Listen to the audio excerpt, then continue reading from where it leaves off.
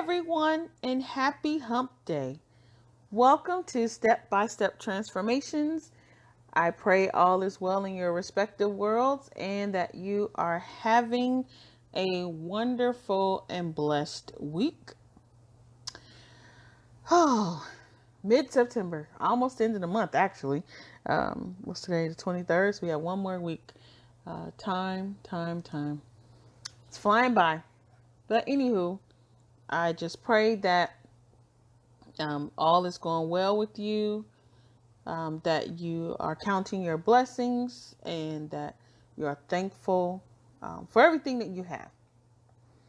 So, this month's theme has been on, our mindset and how we can overcome those various obstacles that are preventing us or keeping us from achieving our goals.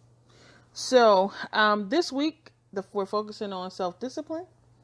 So today, what I want to do is to talk about how you can practice your self-discipline and improve your life. So stay tuned.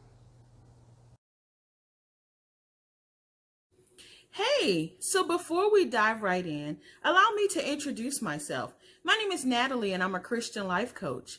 I work with working women like you to accomplish the goals that you actually care about. I show you how to get back on track, set your dream goals, and reach those goals by developing the laser focused and direct impact steps that will get you there. We work together using my customized signature coaching process and action plan. So this is who I am. Feel free to reach out if you're ready to get from where you are to where you want to be. Thank you.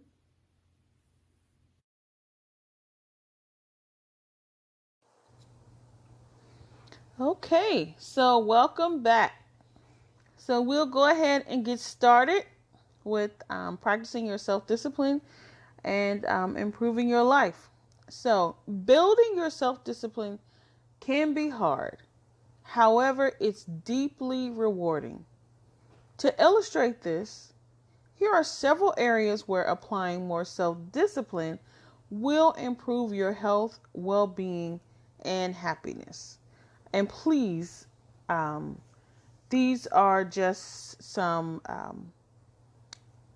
examples that you could potentially do. This is not the end all to be all. So I'm not saying that, again, this is it. You don't need to do anything else. So figure out what's going to work for you and apply it.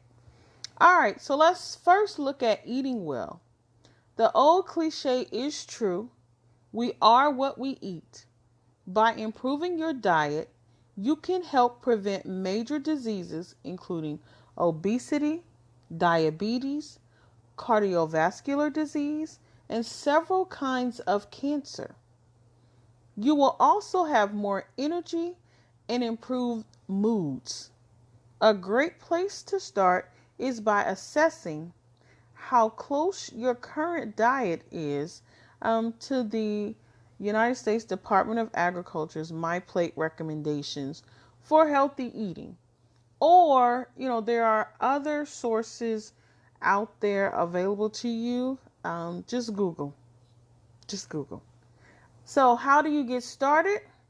To use self-discipline to improve your eating, start small. Make one change at a time. And when that feels comfortable, make another change.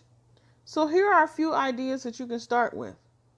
Add one fruit or vegetable to each meal. Stop buying bulk packs of your favorite unhealthy snacks. Buy a good nonstick pan and reduce the oil in every recipe. Cut your servings of red meat in half.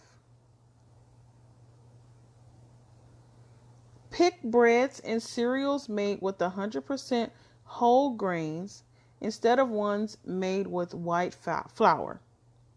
And I will also say, when it comes to, breads and cereals and things of that, grains, you want to try and reduce those as well. You don't want to have too many carbs. But again, these are just a starting point. There are so many tools out there available to you. Again, Google it. The next thing, exercise. Everyone's favorite thing to do. Exercise, again, a necessary evil. It can improve your mood, reduce your risk of serious illnesses, strengthen your body, and give you energy to get through the day.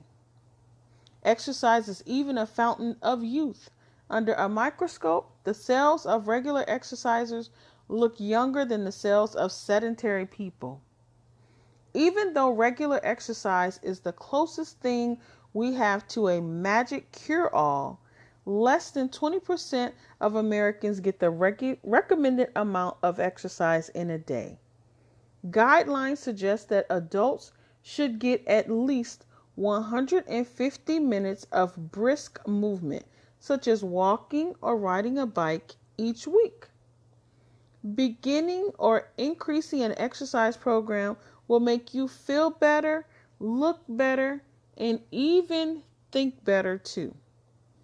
As a bonus, exercise is also a way to boost your self-discipline. That's why employers like to hire athletes. Bosses know that people who can stick to a training plan know how to buckle down and get the job done. So how do you get started? The human body was designed to move. All you need to do to become an exerciser is to pick an exercise you like and stick to it. So to get started, experiment with different kinds of workouts until you find one to enjoy. Work out with a friend so you can motivate each other and hold each other accountable. Sign up for a walk, ride, or race, and let the approach of race day motivate you. Add a 10 to 15 minute walk to your schedule each day. When that gets easy, make it 20 to 30 minutes or add a second short walk. Okay? So the next thing we want to look at is getting organized. Now, you don't need to be obsessed with Marie Kondo or Martha Stewart to recognize the benefits of a cleaner, more organized house. If your dishes are done, your laundry is folded, and your wallet and keys are sitting by the door, it's so much easier to get dressed, make breakfast, and get out of the door in the morning. Once you get in the habit of keeping your home tidy, you'll find that you save more time by being organized than you spend cleaning. So, how do you get started? So when it comes to cleaning, the idea of doing it is often much worse than the reality. Focus your self-discipline on getting started. Take that first step. Once you start, it's easy to finish. So here are some good habits to establish. Get the dishes done before you go to bed each night. Your mornings will be so much better. Once a day, set a timer for 10 minutes and get everyone in the house to tidy until the buzzer goes off. If everyone puts their back into it, it should be about all you need to keep your home clean. And then create a dedicated space for your keys, your phone, wallet, and anything else you carry every day. And make a habit of always putting your belongings back in their spot. Okay? So that's on getting organized. So let's look at one more thing. Improve your focus at work. So studies show that almost all employees waste at least some time at work each day.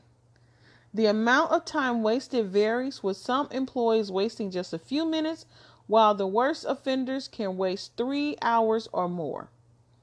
Think about your workday. How much time do you waste? What could you do with that extra time? If you are able to reduce your daily time wasters, you might be able to take on an additional project and finally get that promotion. Or you might be able to finally leave on time, but still get just as much done. Whatever your goal, reducing wasted time at work helps you get there faster. So, how to get started? Your first step is to identify your top time wasters. Track your time over a few days and see where you could be more efficient. Note that time spent thinking about a project or building meaningful connections with colleagues is not necessarily time wasted. Sometimes wonderful ideas emerge out of casual conversations. In addition, there will always be a little slack in the day, and it's not possible to be 100% efficient at all times. So once you have your list of time wasters, think of ways to reduce the temptation to indulge. These solutions will be personal to you and to your specific job. Then decide on how you're going to spend all the time you've saved. Finally, enjoy the benefits that come with greater efficiency and focus on your work. All right? So, self-discipline helps us stay focused on those things we know we should do for our long-term well-being.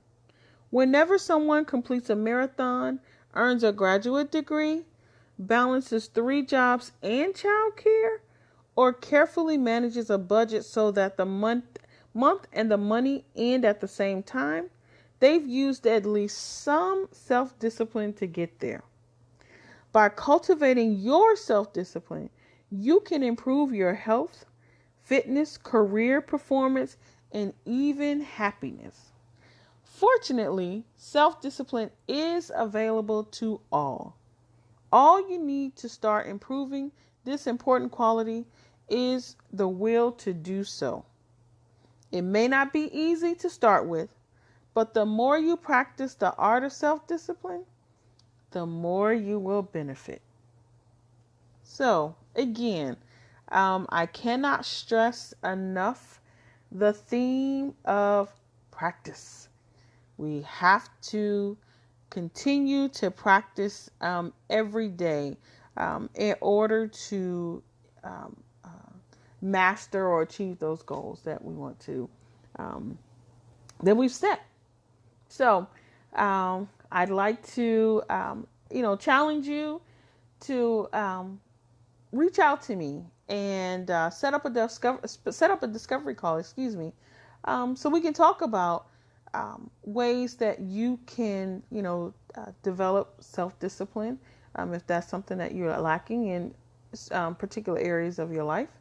It's only 30 minutes. It's free. Doesn't cost you anything, and you will definitely leave the call with at least one action step. So I'm available, and I would love to see how my services could work for you. Also, if you haven't had an opportunity to check out my free workbook on identifying your values in order for you to